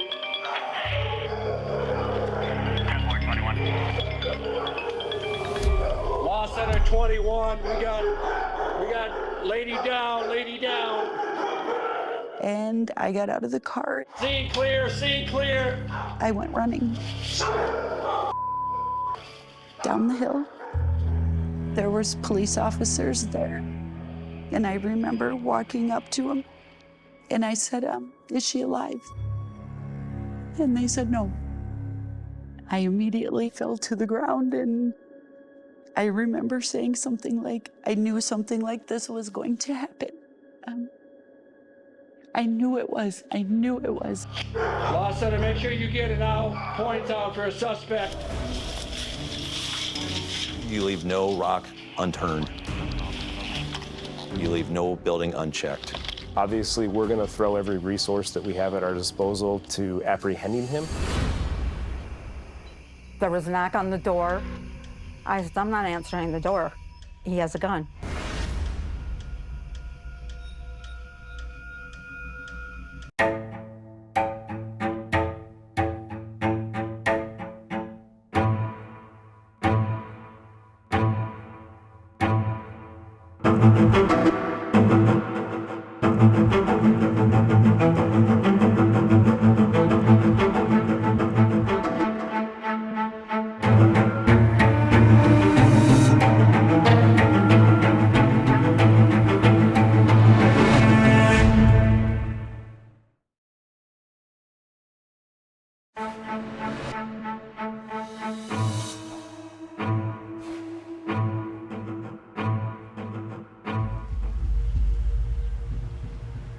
On the morning of October 8, 2022, the serene Mississippi River town of Bellevue, Iowa, population about 2,500, woke up to a calamity.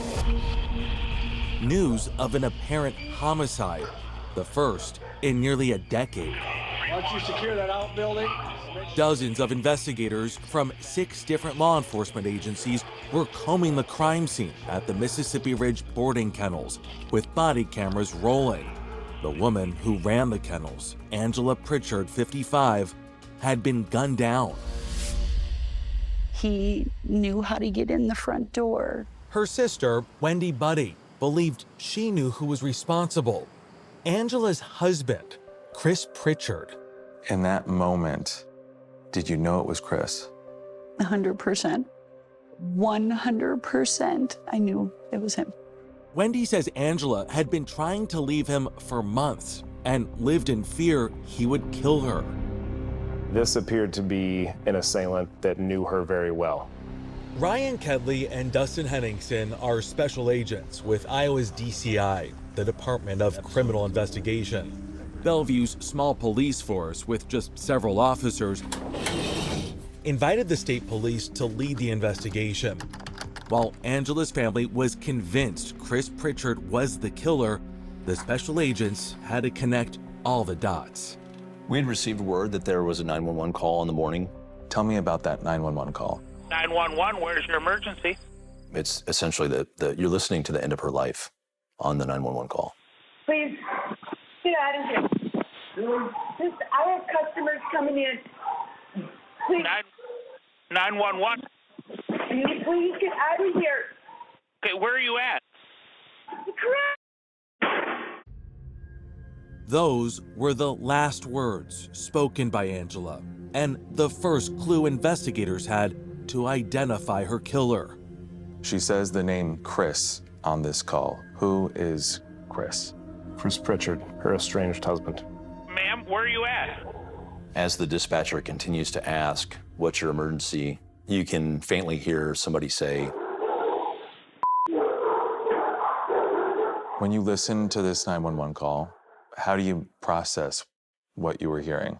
On a personal level, it's a very difficult thing to listen to someone's end-of-life moments. On an investigative level, that was a pivotal piece of evidence in the opening stages of the investigation. You guys straight ahead. it was a very violent scene. Passing by the kennel door on the right, and this is the area where we initially get a first-hand glimpse of Angela's deceased body here on the floor.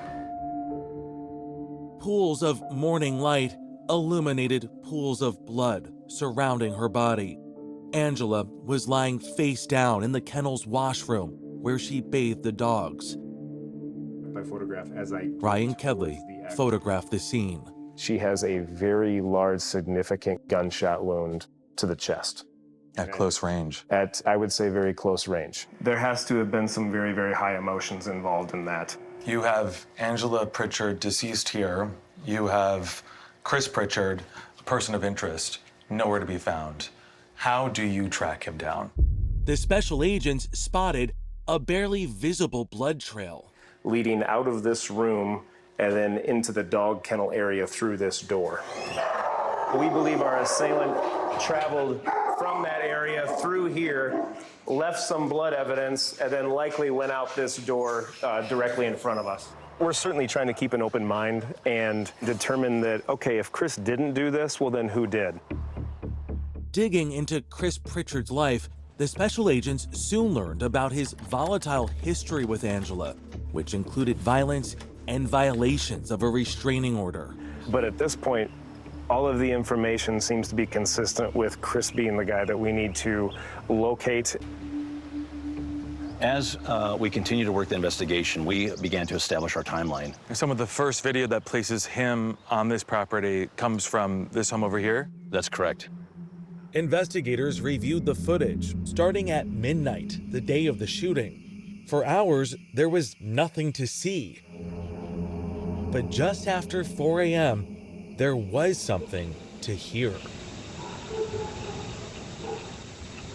You can hear dogs start to bark.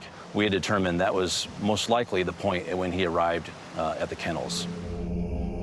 Henningsen believes Chris Prichard entered the kennels and lay in wait for nearly 4 hours.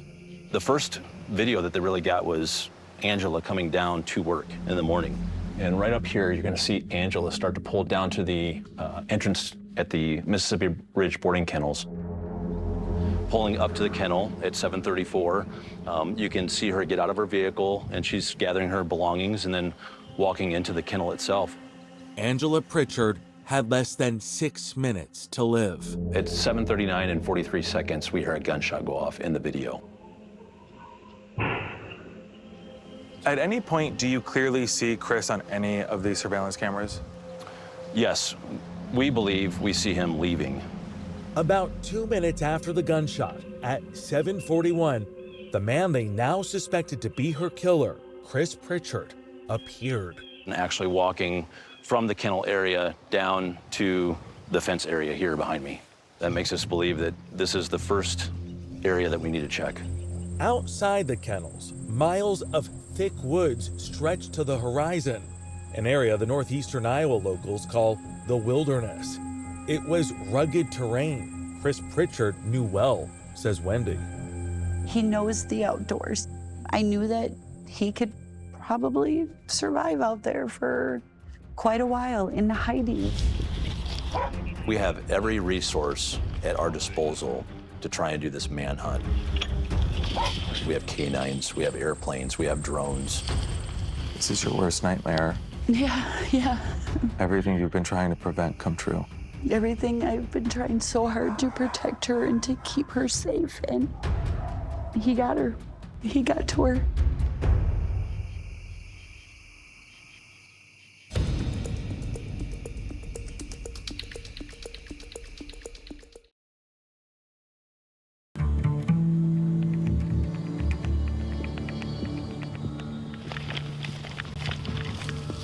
So you've got a fugitive out there on the run, potentially armed. The manhunt for Chris Prichard was widening.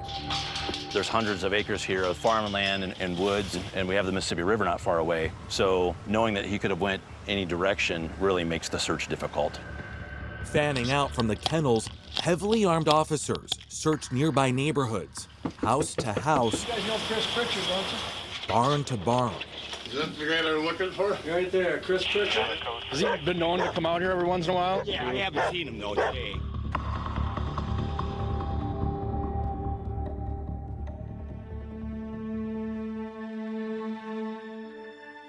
Angela was a mother and a grandmother. She was.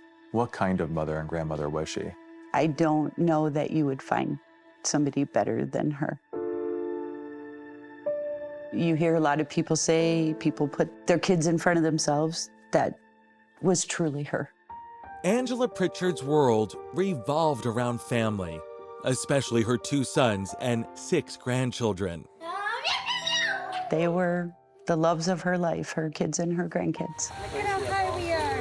And with almost equal billing, Angela's 5 huskies. She always was an animal lover. Angela's sons, Josh Close and CJ Hancock. She was beautiful inside and out. She liked to make everybody happy, especially her family. She loved you so much, yeah. She loved to spoil the grandkids rotten. They could do no wrong in her eyes. She loved doing arts and crafts. She still decorated her tree with the ones we made when we were kids. And making memories with their mom later in life was Chris Prichard, the very man investigators were now chasing. Wendy Buddy and her husband Jim had known Prichard for years. I would have trusted him with our children. He was nice, friendly, sincere, a hard worker, fun to be around. Prichard, a longtime Bellevue resident, was an established electrician in town. Soon, Angela found her calling. To be a kennel owner, to do something with animals. I was thrilled for her. It really seemed like everything was falling into place. After dating for nearly 2 years, they moved into this Bellevue home and even got married here in March 2019. The newlyweds were over the moon for about 8 months. When did things change? I truly think that things started to change when he lost his job. He got fired. Fired and charged with first-degree theft, a felony, after he allegedly stole $36,000 worth of supplies from the electric company where he worked. She was just beside herself. What are we going to do now? We need that income. Awaiting trial, Prichard was out on bail and out of work, says Wendy. He wasn't looking for work. He was definitely drinking more. As the months went on, it just was like, wow, he's really kind of changing. Prichard finally took some odd jobs and helped Angela at the kennels. But in the summer of 2021, Wendy says Angela discovered her husband was using methamphetamine. And then I knew that things are really getting bad. The simmering tension reached a boiling point on April 18th, 2022. She said, Chris hit me. She said, he's drunk, he's on drugs. So I told her, we're gonna call the cops. Bellevue police responded. The call recorded on police body cam. He hit me and then I came in the house. She was crying. She was visibly shaking. She had a mark on her face, and she said, I'm so scared. Police didn't have to go far to find Prichard. He was in the garage. The state of Iowa law requires that somebody goes to jail on physical domestic. I can't believe I'm going to jail. Well, she got a mark on her face. Chris Prichard was arrested and charged with domestic assault. He's very, very, very messed up on drugs. Yeah. We've seen him change right in front of our eyes, haven't we? Chris spent the night in jail and was released awaiting trial, staying with family. Angela sought and received a temporary no-contact order. So he can't come back here. No. The no contact order now exists, protecting your sister, but a few weeks later, it's lifted. Even after it happened, she said, I don't want this. I want our marriage to work. Each had been married before, but had hoped this would be their last marriage, says Wendy. Angela withdrew the no-contact order. I believe he said everything that needed to be said for her to drop that order. The drinking will stop. He will be home more. Promises he failed to keep, says Wendy. She said, I'm scared of him, especially if he's been drinking. Wendy says Angela was furious when she found a tracking device in her car and 2 hidden cameras in the house. I told her, you need to get a divorce. You need to be done with this, Ange. Chris Prichard seemed to have vanished in the vast wilderness. Even the police dogs had lost his scent, says Dustin Henningsen. How do you find somebody that doesn't want to be caught? This is where our local resources really help us. Right from the start, Henningsen had corralled state and local law enforcement agencies, even farmers and hunters, to help determine where he might be. I'll let you know if I see anything or hear anything. If we thought that Chris was going to make his way, say, back to Bellevue, what's the most likely path? Where are his friends at? It's a small town. Everybody talks. Cattle farmer Jeff Junk and girlfriend Kim Klein were once close friends with Chris Prichard. Neighbors called them about the rumor racing through town. Prichard had shot his wife, Angela. Get out of here. I didn't believe it. A Jackson County chief deputy stopped by Junk's house to warn them. Prichard was on the run and might be looking for help from his friends. Then there was a knock on the door.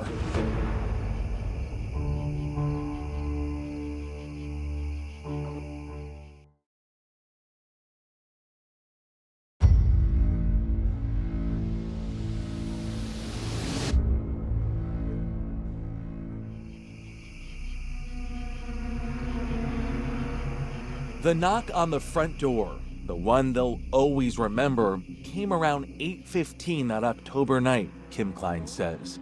She and boyfriend Jeff Junk were not expecting company. When the second knock happened, I says, I believe it's Chris, and you need to answer the door. So you open the door, and what is it that you see on the other side? I see Chris.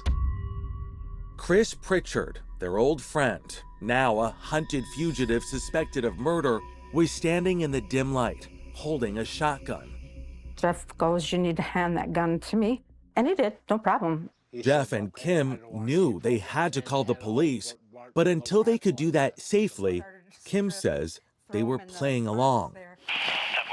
Chris told them he'd been running all day from the cops and their dogs. Jeff said, hey, dude, you shot your wife. Oh, yeah, how's she doing? The couple told him Angela was dead. Did he express any remorse? No. Nothing. Nothing. He was sitting there laughing and drinking, and they were talking about old times. The moment felt so surreal, Kim says. She snapped a photo. Just to show that, no, he wasn't having any remorse. He never talked about her the rest of the night.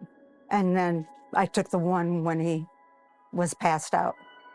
And the time was finally right, says Jeff, to text the chief deputy who had stopped by earlier. I said, he's up here and he is passed out. Come get him. When police arrived around midnight, Chris was still in the lazy boy chair, out cold.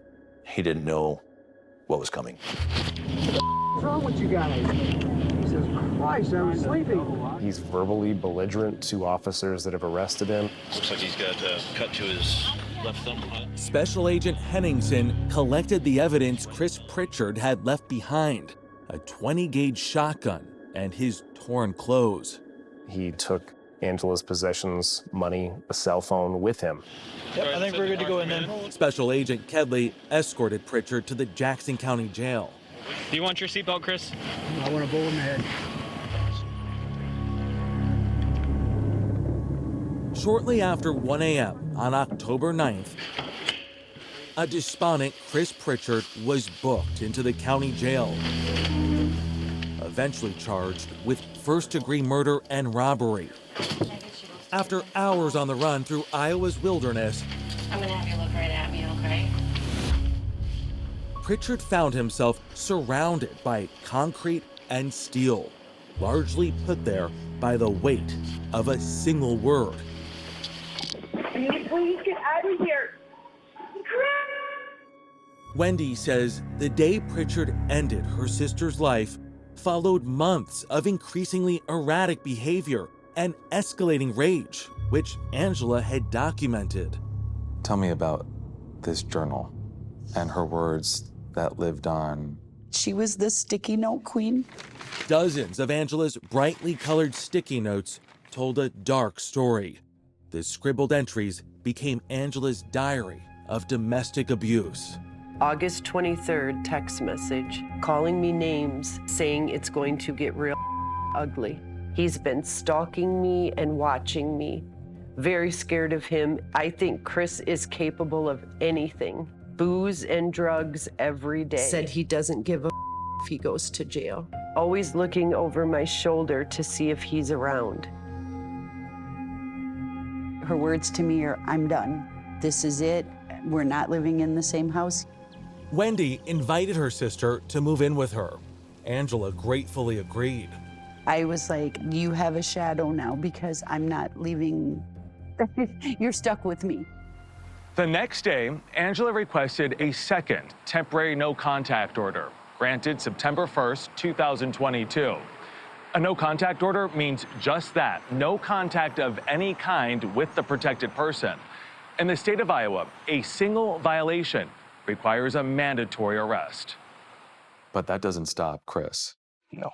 Once that second no contact order got put in place, I would say that's when things went really downhill. And it was in place when Angela went back to the home she once shared with Chris Prichard to pick up a few things, says Wendy. I was with her. You were with her along with police? The Bellevue police were there just in case Prichard showed up. The court had ordered him to move out temporarily. We walked in the front door. The house was destroyed. There was ink and paint thrown everywhere.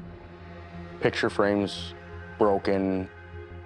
Furniture was destroyed. He had actually taken the mattress off her bed and rubbed it in dog feces. Guns, and he placed them all over the house to intimidate her. I mean, we both just started crying. This is in clear violation of the restraining order. What do the police do? The police said there's nothing we can do. This is his house. There's nothing we can do is what they say to you. This is his house as well. Under Iowa law, with a no-contact order in place, Bellevue police should have taken Prichard's guns. But for reasons unknown, he was allowed to keep them. Wendy and Angela's sons say throughout September, the frightening violations continued. Not physical assault, but psychological terror. sitting outside of her house, following her, texting her, stalking her, going and cutting the grass at the kennels while she wasn't there. Bellevue police arrested Prichard just once on September 15th for sending Angela a text message, another violation of the no contact order. He spent one night behind bars before posting bail. The next day, says Wendy, he resumed his flurry of offenses. He had been driving by our house multiple times. One night, says Wendy, Prichard drove by 6 times in 1 hour. I don't feel safe anymore anywhere. My sisters, my house, my sons, stores in town. You have a ticking time bomb on your hands. Yeah, but pretty much, and that's what it felt like. But instead of making arrests, the Bellevue police were making excuses, say Angela's sons, for not enforcing the law. They said that they'd tell him to knock it off or have a talk with him. Nothing was done, and she was terrified. You're reaching out to police. They're not doing anything. Are you running out of hope here? Yes. What do you do when nobody's willing to help you? I fear for my safety, fear for my life. He has guns. The fear, it consumed our life.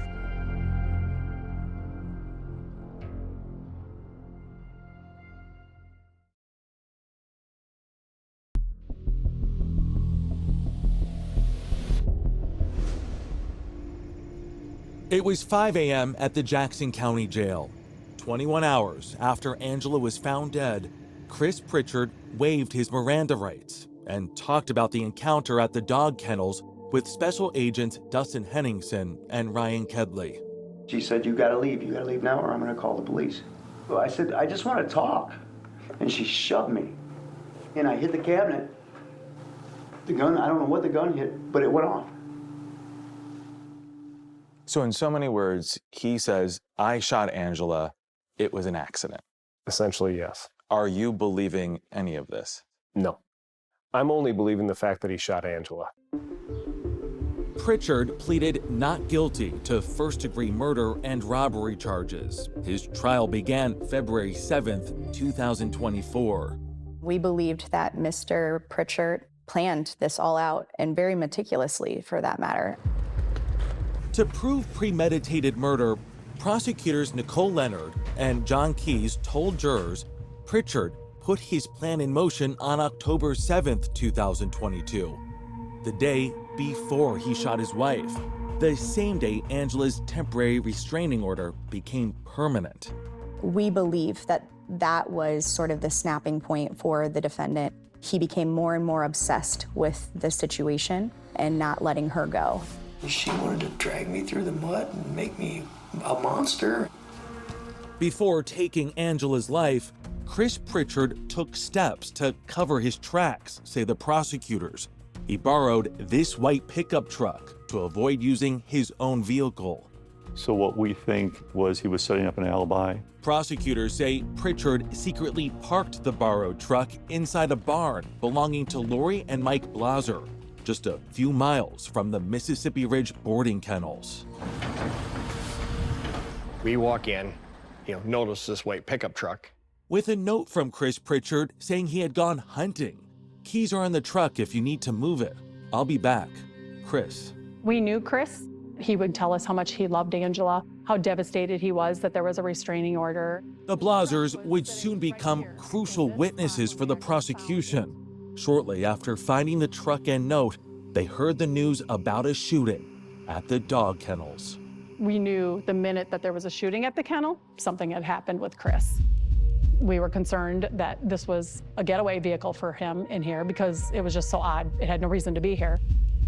I called 911 immediately. I see you guys are looking for Chris Prichard. Yes. His truck is in our garage.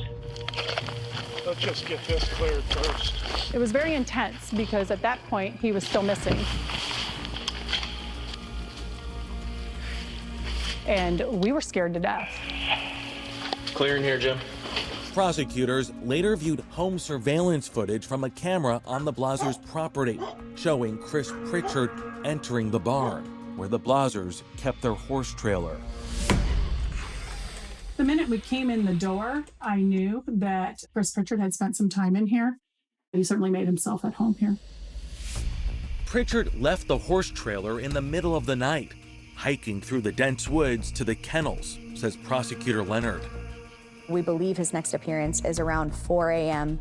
on October 8th at the dog kennels, in which the dogs start to go crazy.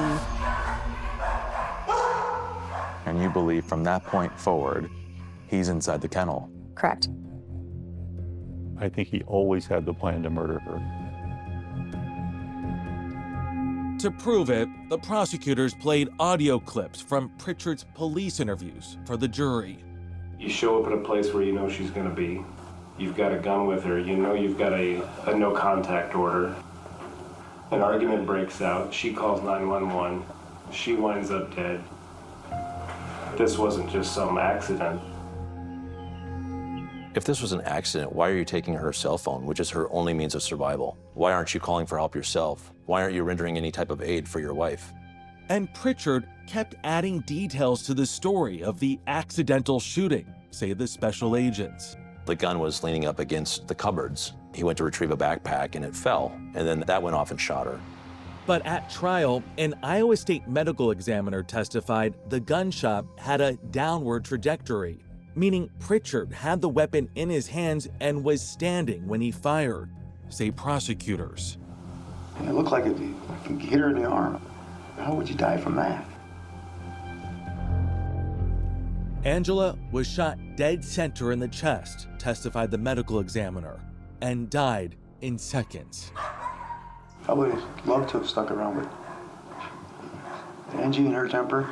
I thought maybe it didn't even really hit her that bad because she was yelling at me like she wasn't even hurt. The fact that he's saying that after the gun went off and it struck her, that she's yelling profanities back at him. Well, we have a 911 recording of that conversation. That did not take place. Prosecutors say Chris Prichard's last words on the 911 call prove his actions were premeditated, a final explosion of violence.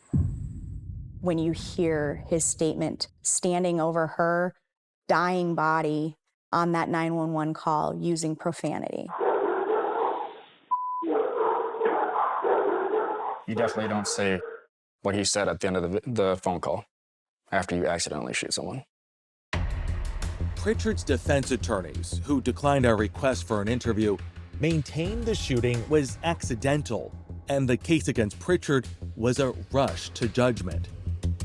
After 4 days of testimony, the case went to the jury. We were outside the courthouse just kind of stretching and, the jury's back. This man was also waiting for the verdict and already preparing for another trial, a federal lawsuit against the Bellevue Police Department. It failed Angela, he says, time and time again. If police took action, would Angela be alive today? Absolutely.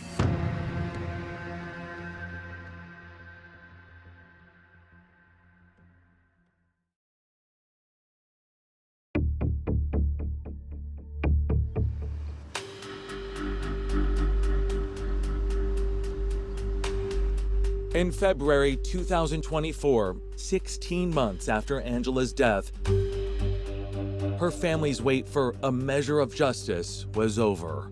That's got to be a good sign that they're back in less than an hour. The jury found Chris Prichard guilty of first-degree murder and robbery. When they said it, it was just a big sigh of relief. In March, Prichard was sentenced to life in prison without parole. It will never bring her back, but he's going to spend the rest of his life behind bars.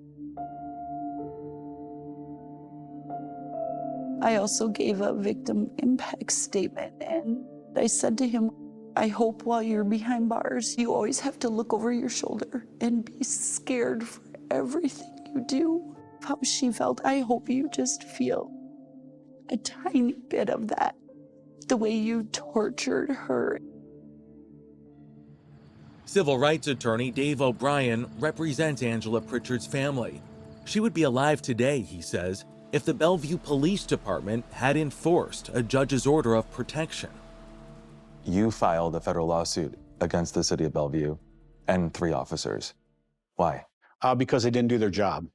And it's that simple. That lawsuit lists multiple failures to arrest Chris Prichard. O'Brien says this led to what's called a state-created danger, meaning the officers' alleged inaction and indifference actually increased the threat to Angela Prichard. Can a police officer decide, should I arrest him or not? Is that up to their discretion? Absolutely not. Here in Iowa, only a judge can show discretion not to enforce this restraining order.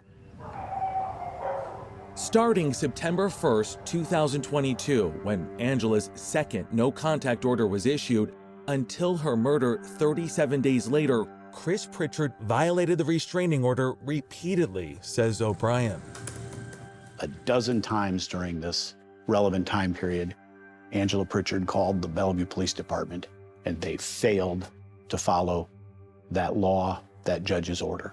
That's because O'Brien says the Bellevue police officers showed Prichard favoritism. We have reason to believe that he was friendly with law enforcement officers.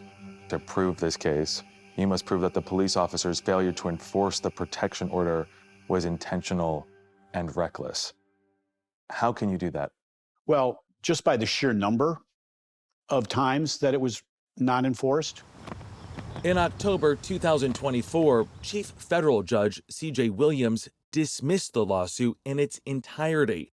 The Bellevue Police Department, he ruled, did not put Angela in a more dangerous situation, and the 3 officers simply did not commit outrageous conduct.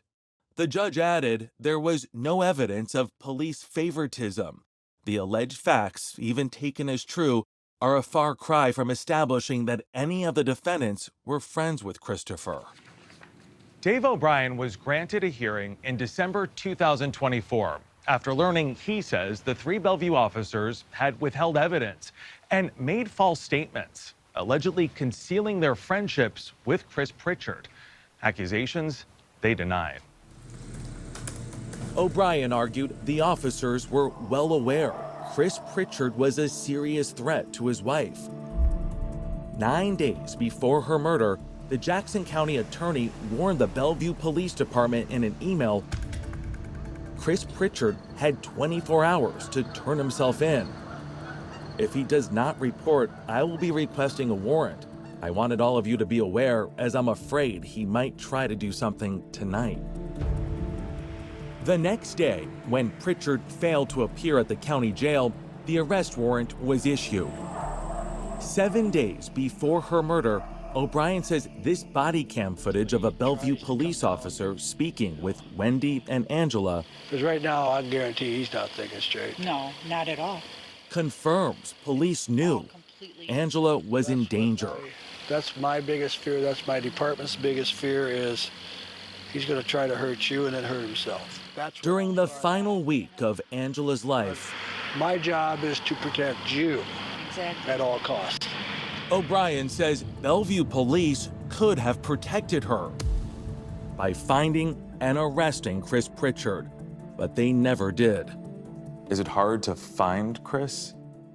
Shouldn't be. Everybody knew his Jeep. Had a customized tag that said 0 dark 30 on it. So you can't miss it. We have not been provided with any record showing there was any effort made to enforce the arrest warrant once it was issued on the 30th of September. Had that arrest warrant been executed, would Angela be here today? Absolutely. He should have been in jail. At the December hearing, defense attorneys insisted the new information presented by O'Brien was improper, should be stricken, and not considered by the court. Our ideal outcome would be just complete reversal of the judge's decision. In January 2025, Judge Williams refused to reverse his dismissal. Bellevue Police Chief Dennis Schroeder issued this statement to a local newspaper, which read in part, "We are pleased with the decision. We continue to strengthen our services and response efforts to prevent domestic violence and provide support to those in need."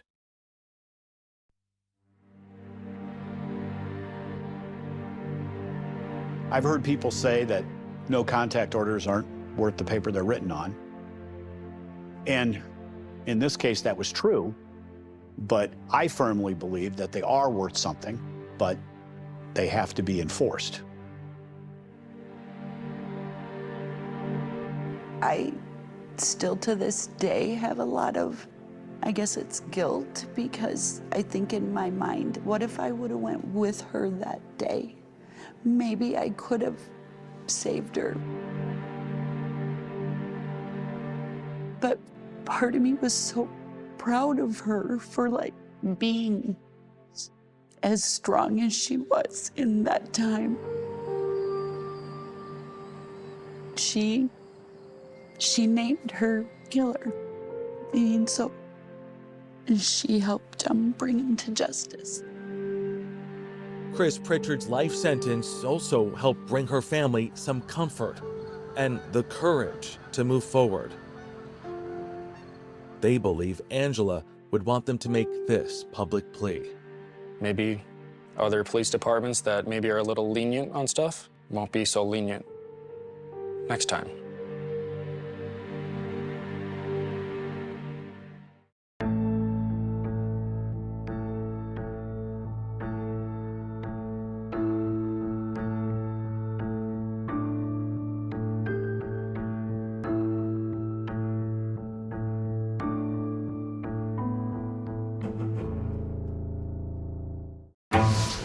Don't miss true crime anytime you want, anywhere you go with the 48 Hours podcast. Real crimes, real lives. Like a John Grisham novel come to life. Real justice. There's some questions that have to be asked and need to be answered. Listen to 48 Hours on Apple Podcasts.